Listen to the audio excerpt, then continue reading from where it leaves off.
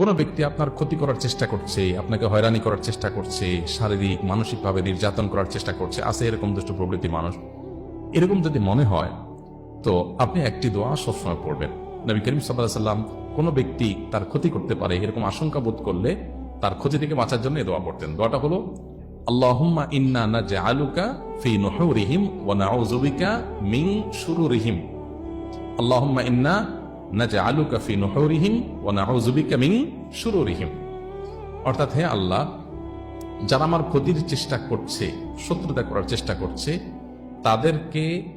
তাদেরকে উপযুক্ত শাস্তি দিয়ে দমন করার জন্য, তাদেরকে শেষ করার জন্য আমি আপনার কাছে দায়িত্ব অর্পণ করলাম। আপনি মেহেরবানি করে আমার হয়ে আপনি তাদেরকে উপযুক্ত শাস্তি দিন, তাদের থামিয়ে দিন, তাদেরকে দমন করুন, তাদের শেষ করুন।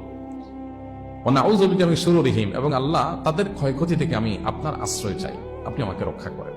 নবী করিম সাল্লাল্লাহু আলাইহি ওয়াসাল্লামের এই দোয়াটা খুবই অর্থবহ একটা দোয়া। এই জন্য জীবনে কখনো কোনো শত্রু আমাদের নবী সাল্লাল্লাহু আলাইহি ওয়াসাল্লামের কোনো ক্ষতি করতে পারেনি।